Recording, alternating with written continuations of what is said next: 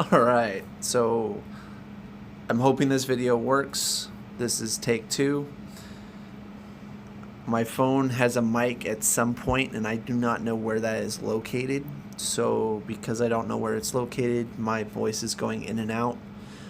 I'm going to hold my hand in one position for the entire duration of this video and hope to God that it works correctly.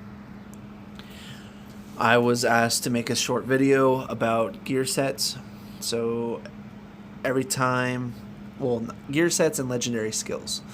So gear sets crafted 100 is right here. So we have crit, HP, attack, damage reduction, damage boost. That's honestly really good. The reason why you go with this, not the non-crafted set, which honestly has a really good tanky set, full set, is purely because you get your legendary skills. Somebody can try out a non-crafted legend 100 gold 100 set if you want to, but I don't know how well that's going to work out. Alright, so the most important thing is the helmet. The helmet gives, this is basically what you want for survivability. I clicked on it, you can see it. So for every 20% HP missing, you gain plus 37.5% increased healing. And that's going to scale with anything that's going to heal you. So for example, my chest piece right here. Okay, so the chest piece, heavy attacks heal me for 2.5%. That gets increased by 37% if I'm missing 20% HP. So if I'm missing 80% of my HP, I'm down to 20% or lower. That's going to get scaled up quite a bit. You multiply 37.5% by 4, and then you increase that percent, the 2.5%, by, let's just say it's 100%. It's more than that, obviously. It's almost 160%. So you increase the 2.5% by 160%. Bam, you get a lot of healing every time you do a heavy skill. If you don't know what a heavy skill is,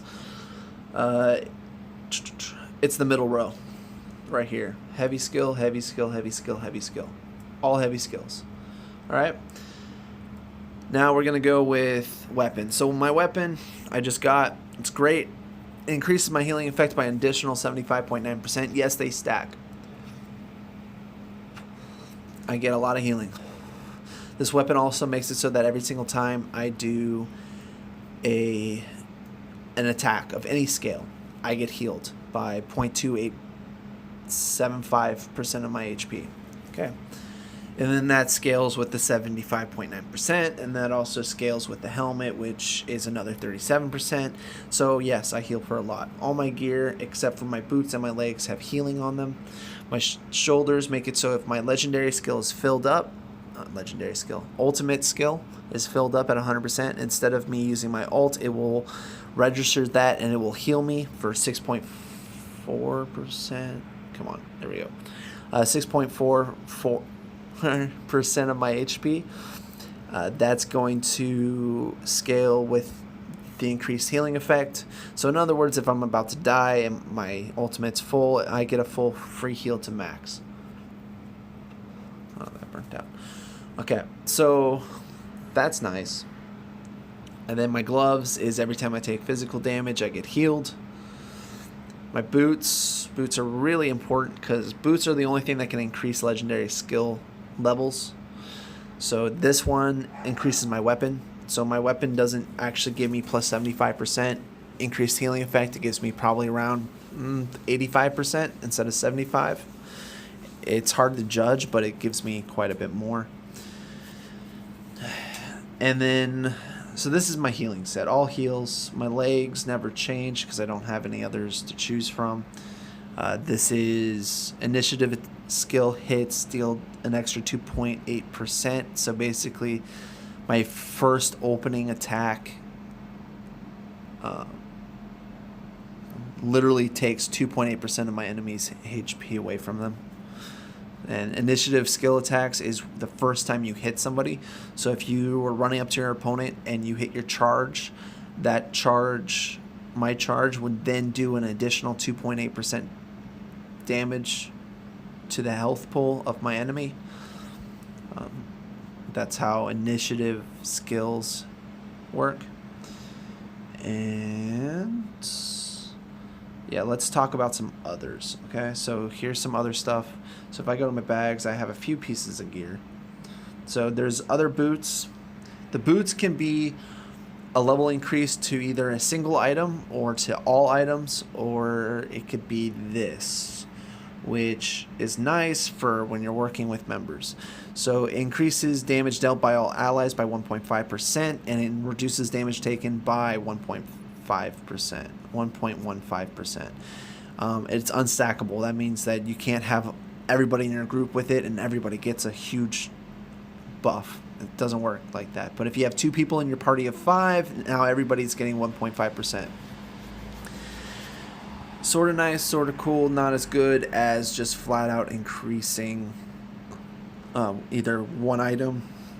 The weapon is really good, especially if you have a damage ability. So I keep my other weapon purely because of this.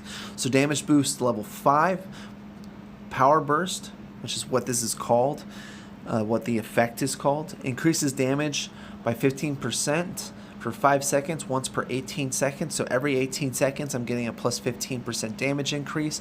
And then the level gets increased by 4, so it's level 9. So it's not 15%, it's probably around 25%, roughly. The reason why I'm claiming it's around that number is because my damage does go higher. So if we look at my damage boost right here, so I have 227.3% currently with this weapon. That is purely because I have a damage boost by 1%, which is plus 1200%, which makes it, instead of 1%, it is 13% because I get an additional 12% on top of that. I'll show you how that works here. If I go over to Barry, Barry has an amazing weapon. If you look at it, damage boost plus 1%, damage boost plus 1%. And then if you see the green text, it says plus 11.8%. So her weapon's at 118. So 2 more levels, 0.2. It's going to be 112. So it's going to be 12%. So plus 12% plus the 1% equals 13%. So she's getting plus 26% increased damage just from her weapon alone. And then she has another, gosh, she has so much damage. Another damage increase by 15%, power burst level 3. And then that is also being boosted by her boots, which increases the level by another 4 levels. Oh, excuse me. No, it's not. Her boots increase her legs. And her legs is just a heal. But hey, it's level 8 heal, so every time she does a counter is, when you're getting knocked into the ground or stunned or whatever, you can break out of it. 2 little buttons light up, you can hit. That's a counter. So every time she hits one of those, she gets healed by her level 8 leg ability. She's also running the helmet, which every 20% HP lost, she gains 36%. So hers is actually lower than mine because her level is lower. So I'm level 5.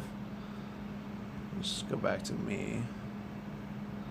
And then, so she's level 5, I'm level 6. So the difference between level 6 and level 5 is 1.5%. So if you want to scale it that way, so 4 levels from level 5 would be 2, 3, 6, an additional 6%. So if she had it for her helmet, instead of getting plus 36%, she would be getting plus 42% increased healing effect. Not bad. And if that rule applies for everything, then my weapon, instead of getting plus 15% damage, it's actually getting another 4, so that would be another 6, so 21% damage. Not bad. Which explains why I would be doing more damage than that. Because if I switch right now, which I'll do, switch 212% damage, right? So 212% damage plus additional 15% on average would put me at 227. But then you got to remember the extra 4 levels, which is another 6%. So we're looking at 233, which is going to be higher than my 227. The only difference is this damage is static, which means it's always going to be applied, versus my other weapon is every 18 seconds for 5 seconds. So it's actually not that big of a difference, but it does work really well for Endless Tower. I highly recommend making 2 sets, 1 heal, 1 damage. The damage one you're going to want to rock when you're trying to power through Endless Tower. When you're doing duels, you're going to want to mix and match some healing in there for duels. Normally I run full heal set because you have somebody like Aga who is running full damage set, and you guys seen the video, you know how that plays out. Heals outdo damage overall. And yes, I'm going to pull up Karli just so we can look at her gear. She is also running the heal helmet. She's also running the heavy attacks. Oh no, her heavy attacks increase her damage by 42%. And her gloves, as long as she's above 80% HP, she gets plus 30% magic damage, which is great for her class because 90% of her attacks are all magic based. Her legs are counter heal, and her shoulders are when she pops her ult, she heals, which also scales with the helmet. And then her boots increases damage dealt by allies. And then her weapon is the same as my healing weapon, plus 75%, basically 76. And then she restores HP with each attack that hits. And then that scales based off the percent of healing increased on your character. So that 0.2% is more, significantly more. It honestly makes you ridiculously tanky. And then the next example I just want to run through real quick is Dark King Wren, because he's actually running more of a damage set than a heal set. He just got lucky with damage. Honestly, for a heal set, the only thing you really need is the helmet. If you get the helmet and you have the Mermaid War Pet, right there, Mermaid War Pet, you're set and you're golden. When you're low on health, you hit your heal from your War Pet, you get shot right back up to 100%. It's easy. It's so easy with that. And then you just want to run damage. So Dark's helmet is actually damage. So this is actually amazing for Endless Tower to push floors. When your HP is above 50%, damage dealt increased by 50%. That is static. That is forever as long as you're above 50% HP. So his overall damage is getting a huge boost. Awesome ability. And then we have heal from heavies. And then we have... So remember how I said power burst and weapons, right? So Barry is a great example. Her damage weapon gives her power burst. Power burst increases her damage by 15% for 5 seconds every 18 seconds. Now, if you look at these legs, it says under power burst gives you 12.65%. Initiative attacks can deal an additional 4.2166% damage, extra damage. Right? So say I hit for 100, now I'm hitting for 104 on my very first opening ability. But say I have my weapon that gives me power burst, and my power burst is running, well, now my opening ability is doing 112 instead of 104. And of course that scales significantly higher because nobody's hitting for 100. So you guys can imagine, put that all together yourselves. Crit, extra damage. The only thing that sucks for Dark is the fact that his weapon doesn't give him power burst. So if he wanted to go a power burst skill set, that's something that's going to be really nice for him. He's running more of a crit build, so he wants to stack as much crit as he wants, and you want to build your characters around what your legendary weapon ability is. So we got weapon critical hit level 6 after inflicting a critical hit, 50% chance to increase damage by 49.3827%. Now if you have boots, with say his boots was to boost weapon level skill, legendary skill, so that's gonna be an additional 4. So we're gonna see an increase on all the green stats on the piece. So the level of your ability will increase, decrease, whatever the green stats are. So let's see what his boots are. Overall boost. So yeah, he has some of the best boots you can get. Honestly, I would prefer the level 2 on everything, excluding the boots, obviously. So he got level 3, but it increases everything by 2 levels. So now his weapon is level 8. His legs are 2 levels higher. Every single piece of gear is 2 levels higher, which we just sort of did the math. So that's 3% more on everything. So now he has a 53% chance to on crit to increase his damage by 52%. So awesome. And same, his helmet is increased by 50%. Well, now it's 53%. So that's sort of a rough number. I can't guarantee you that's how it scales on every single piece, but that's how I'm going to look at it for right now. Well, that's a quick rundown on legendary skills. If you have something you want to share, tell me your character name. I can talk about it a little bit in a video. If there's anything that still confuses you, let me know. Legendary skills are completely random. I highly recommend crafting gear the standard forge way. By crafting it this way, you have a chance to make your stats, your bonus stats, to be gold quality, which is quote-unquote legendary quality. If you do it the other way, which is you go to your gear, you go to here, you click on the little set icon, and you click on the piece of gear, and you go to compose. This screen is evil. So add trinket tally for possible better legendary gear. Right? Okay, sure, I'll put that in, put it in, and then I'll go and put in advanced trinket tallies. Alright, so where did it used to tell me? Right there in the middle, dead center. 0% to get 2 rare or above stats. You know what? Obviously, the text don't fit the screen. Obviously, that's not 0%. That's actually 100%. So it's telling me that I have a 100% chance with the red to get 2 rare or above stats. I've just noticed that every time I've crafted like this, I've never gotten the gold stat, and I've made multiple pieces this way.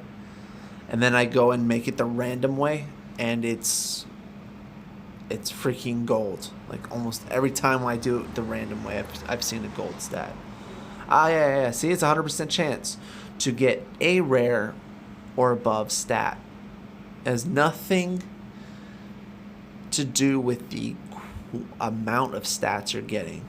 It's purely about the quality of the stat from the tallies. So if I go to here, 100% chance to get a magical or above. Magical is purple or blue, I think.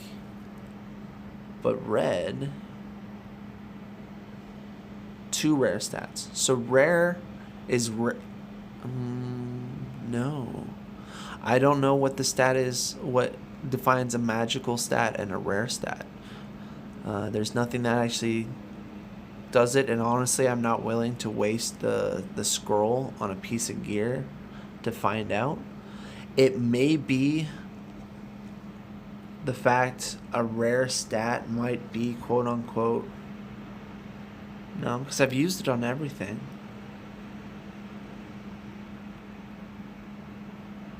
Who knows? Maybe you could actually get no legendary stats. I don't know. Somebody would have to tell me. I've never actually crafted. So this helmet I didn't craft. I got this completed, made, 100% made helmet from church. I did a church run. I opened up those stupid little egg thingies that we all know and love. These things, where are they? I have some. I know it. Apples. That they're not eggs. Apples. I opened that. I went store. I went here. Exchange. I bought one of these guys, the flawless apple of Eden, the red one, right there. Bought that. Opened it up. It gave me a completed helmet. It gave me a completed helmet with a nice little damage stat.